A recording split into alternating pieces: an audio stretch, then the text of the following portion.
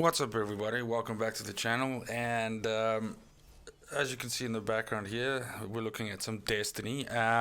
It's been a week now since the new Destiny expansion launched, and last night the new season started. So what they did this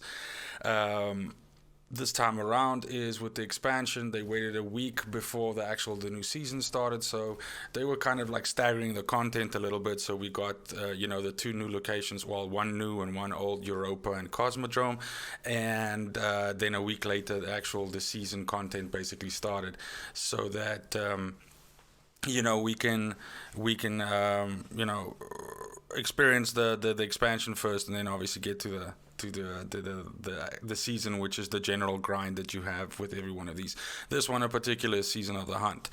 So you might not tell that from the channel and the videos that I've uploaded and the videos that are there, but I actually played quite a bit of Destiny back in the day, and it's really been like a favorite of mine, and a game that I enjoyed playing and spent quite a bit of time with, both in terms of just solo grinding, which is something that generally I like, and again, these looter shooter kind of games appeals to that side of what I appreciate in games, but also obviously from a multiplayer perspective, playing with friends, doing Crucible, doing raids, and that sort of thing. So while this is not a review per se, I did have some thoughts, some likes, some dislikes, and things that I observed with this expansion, and I thought that we could discuss that and have a look at it. So because I don't want to be an asshole, I figured let's start with the things that I like, right? So right off the bat, I want to say that I took about a 2-season break from Destiny 2, and I was spending a lot of time playing things like Call of Duty and that. So I checked in every once in a while. Obviously, when there was something special going on and like a new exotic that could be earned or something like that, I of course came back and got that.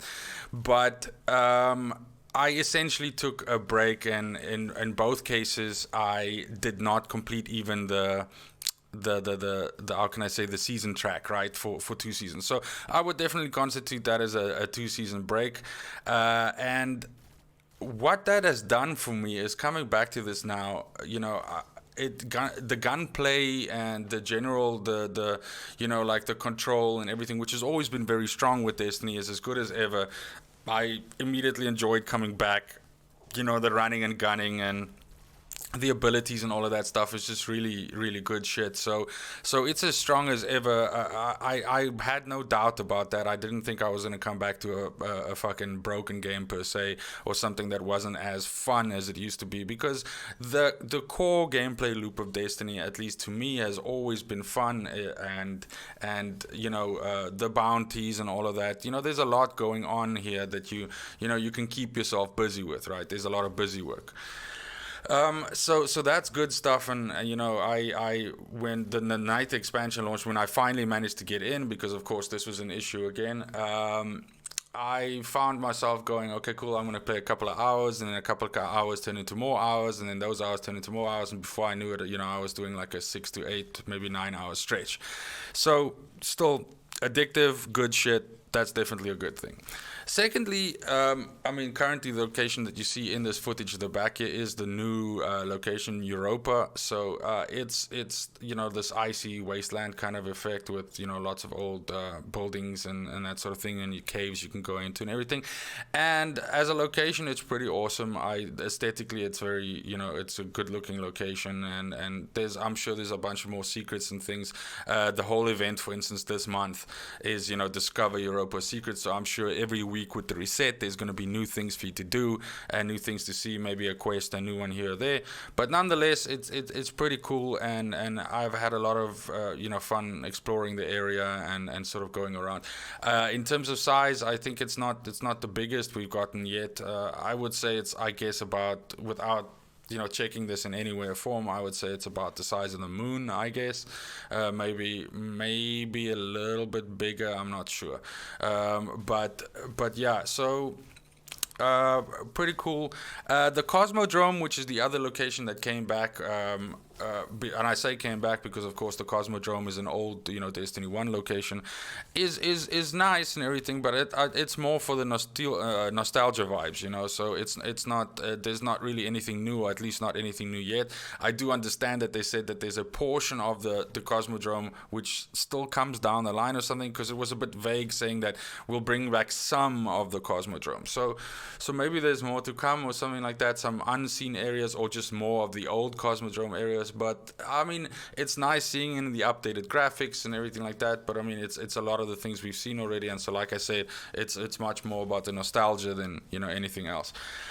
And then I would say that the last thing that I want to highlight that I really like is more a gameplay kind of thing, and that is the fact that I don't know if you know this or not, but the new exotics, more specifically the armor exotics for all three of the classes with this expansion, and there's 2 per class, if I'm not mistaken, they aren't earned by the usual picking up an exotic engram that drops or something. These all still just drop the old exotics. The only way to earn these ones currently in the game is to do master and legendary versions of lost sectors that came with this expansion, so on Europa and on the Cosmodrome. And these ones are marked at power level 1250 and 1280 respectively, and they're quite challenging, obviously, especially considering that this is only like the first week that the content is out. And they have to be done solo, right? So it's pretty cool that they put this in. As a solo player myself, that I do spend a lot of time within this game playing solo. It's pretty cool that there's this sort of activity that we can grind to.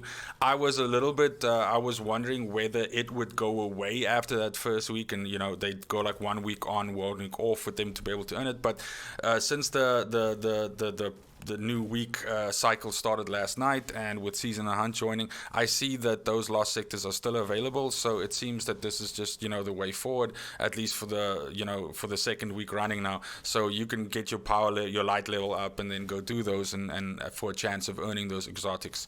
And I think that's pretty fucking cool that they making you go into these activities and kind of like making you work for a little bit more. I mean, it's difficult, but it's not fucking impossible. So yeah, you can get that, But so those are definitely, I mean, it's for sure not all of it, but those are the 3 things that come to mind as I'm sitting here recording this now after playing for a week. And sorry, just getting my coffee in, and having a look at it, and seeing some of the things that the new expansion has to offer. Now that brings us to the things that I don't like. And like I said, again, this isn't a review, but more just the pros and cons, or whatever, if you want to look at it that way. Because as a whole, I don't regret, and this is now before I get to the things that I don't like, I don't necessarily regret purchasing the expansion, but there's some, fucking caveats to that, and, let me get to that. So, first of all, and this is purely a me thing, is that stasis, which is the 4th element or power group or whatever you want to call it now, just, is kind of underwhelming for me. And what I mean by that is that, I still, for instance, on a Titan, prefer solar.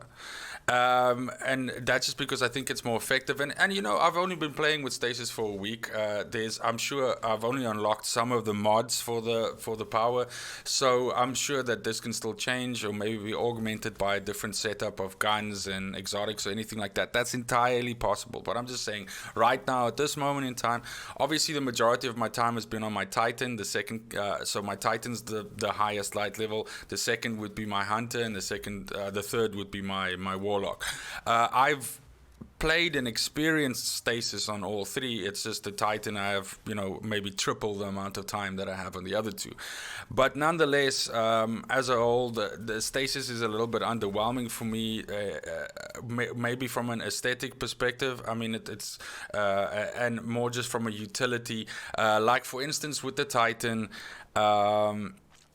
whenever I have a quest or something to get power, but how can I say, ability kills and that sort of thing, like grenade kills and all of that, then it's a bit of an issue because stasis doesn't, in many cases, doesn't actually kill the stuff that it freezes, and only by, for instance, if you are using the ultimate, if you slam and then slam again, and then sometimes on the third slam, especially when you're in things like a nightfall or a strike, then only it kills. And obviously by then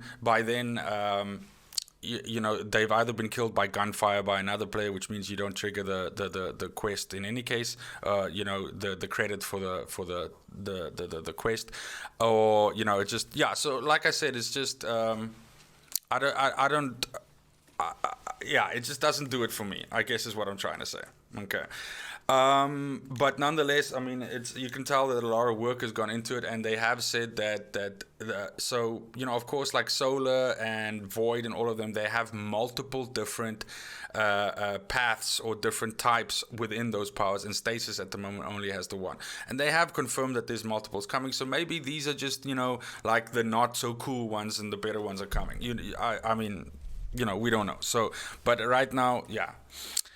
Anyway, that was like a whole bunch of fucking apologizing for not liking Stasis. But then the next thing would be that, and this is more just looking at it from a design perspective for the expansion and so on. But what's worrying is just in the first week the amount of stuff that they had to disable because either players were finding ways to use certain items with other items, and this of course gave them too much of an advantage, and what I'm referring to is, for instance, Wither Horde, which is still disabled right now because of the fact that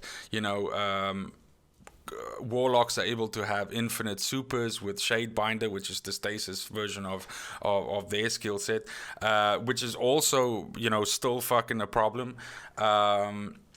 Stasis is disabled in the Crucible, which of course, well, no, it's not disabled in the Crucible, but it's causing shit in the Crucible, and it's fucking terrible to play against, which caused them to disable Trials for the weekend, because obviously people would, lose their shit if they lost to a triple stack of Stasis. And just in any case, playing against it is not like super fun. Like 6v6 is if you're the unlucky guy that's getting frozen the whole fucking time, then it's really, I mean, you can't shoot while you're frozen or anything. You basically have to get yourself out of the freeze, and in that time 2 or 3 guys are fucking shooting you or whatever. So yeah, it's not very rewarding to play against, and so it's not great. So the moon bounties were disabled because they were giving too much XP and guys were like power farming them. So just in general, it seems that and maybe it's a sign of the how can I say, the situation that the world is experiencing now, with a lot of people working from home and that sort of thing, and delays and this and that because of why. But I just feel like the sandbox isn't being tested, like the testing didn't happen here, because a lot of these things are things which were in the game for a while already. Like Wither Horde's been in the game for a while, the moon bounties, this type of thing. So it's not like they couldn't have tested with these things. But in any case, that Bungie is reacting to these things as it happens, basically by disabling things and hot fixing where they can. So most of these things are being addressed and looked at. It's going to be interesting to see what happens when the raid drops this Friday, because usually the raids also bring out like crazy exploits and that sort of thing. So it should be quite interesting to see what gets banned further or disabled or whatever. So yeah. The third thing that I don't like, and this is not so much an expansion thing, but as a general Bungie decision, was sunsetting. Now, I'm not going to waste like 15 minutes talking about sunsetting, because I think ad nauseum people have complained about it and said how pissed off they are about losing all of their favorite guns and everything, and so just for anybody that happened upon this that doesn't know what this is, essentially the sunsetting idea here is that they guns in this game and the roles that they have, whichever gun you have, it only lasts for an X amount of seasons, and then after that it cannot go above that power level anymore. And of course you have to raise items power level to raise your character's power level so that you can join certain activities.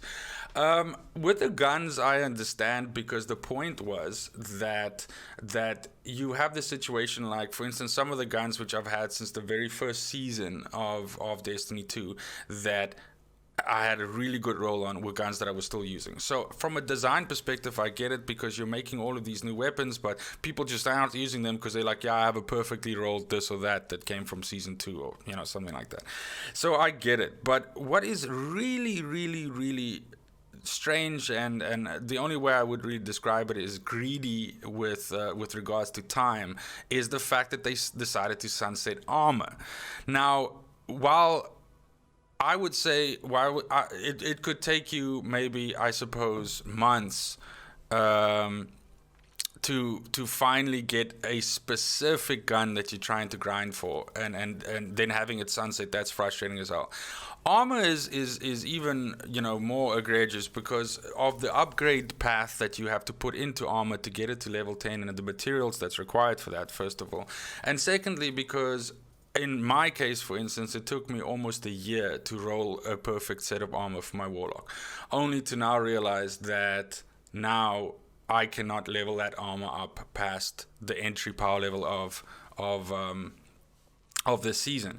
So what that means is essentially every 3 seasons you're gonna have to refarm armor, and if you're a min-maxer, you're gonna have to try and refarm so that you can get to the perfect rolls on those armor, which is honestly something that I just couldn't be fucking bothered with. Looking at it now, doing it for 3 characters, I'm just like, I don't have the fucking time for that, and I would even go as far as saying that I just don't have the want for it. I did at the beginning because I always thought that once I get it done, it's a fucking task that's done. But sorry, I keep bumping into my mic here. But that's not the case when it comes to sunsetting the armor right now, and I really think that was a fucking mistake. I get it with the guns, and it's even something that I can begrudgingly fucking support.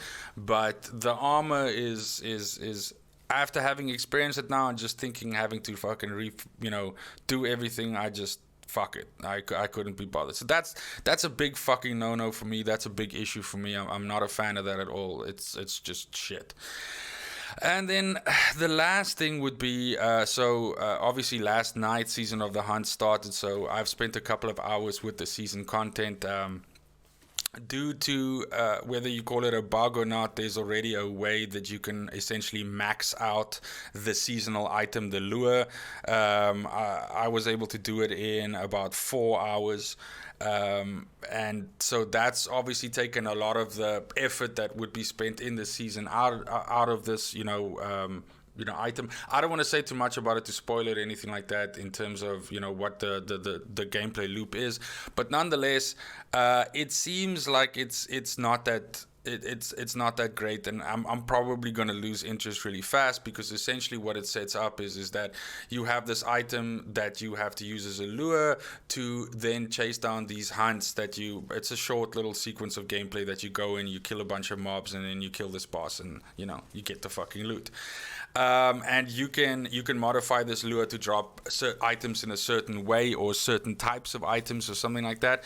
And so that's basically the gist of it, right?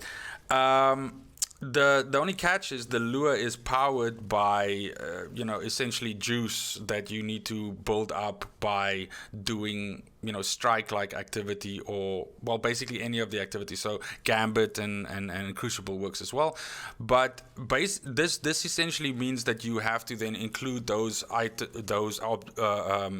activities into this loop. So you can store 3 of these lure charges at a time. So you would then I was checking it out last night, so it would take me about 2, maybe a little bit more than 2 strikes to get 3 charges. Then I do 3 hunts, and then you do that again. Now if you do a nightfall, for instance, I was able to get 3 charges out of 1 nightfall, which is pretty awesome.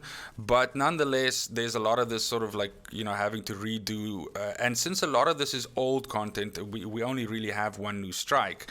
The problem for me is that I can imagine doing this another 150 times is just going to get me to the same burnout that I was at before. So yeah.